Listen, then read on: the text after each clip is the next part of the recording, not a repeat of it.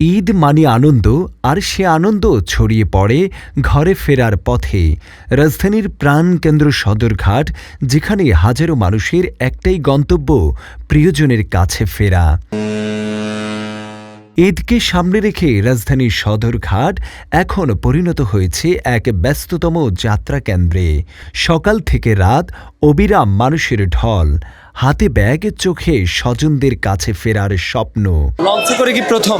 হ্যাঁ, প্রথম। এত কষ্ট করে ঢাকা ঈদ করলে চলে না? শখ ছিল তাই আইছি, এই যে লঞ্চ দেখবো, যাবো। এই লঞ্চ ভ্রমণ এখনও অনেকের কাছে সবচেয়ে স্বস্তির যাত্রা।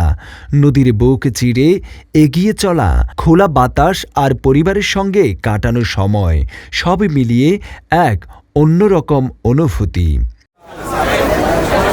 অনেকেই বলছেন বছরের এই সময়টাই কষ্ট ভুলে শুধু একটাই লক্ষ্য, নিজের মানুষদের কাছে পৌঁছানো। দেশের বাবা মা আছে, এর জন্য ঈদ করতে যাচ্তেছি। এই জন্য আমি আমার মামা মামি বড় খালুর সাথে ঈদ করার জন্য যাচ্ছি। ঈদে বাড়ি ফেরা যেন এক অনন্য আবেগ, যা কোনো কিছুর সাথে তুলনা নয়। যাত্রীদের নিরাপদ যাত্রা নিশ্চিত করতে প্রশাসনও নিয়েছে বাড়তি ব্যবস্থা। তবু অতিরিক্ত ভিড় সামলাতে মাঝে মাঝে তৈরি হচ্ছে চাপ। সব কষ্ট, ভিড় আর অপেক্ষা শেষে একটাই আনন্দ, ঈদে পরিবারদের সাথে মিলন।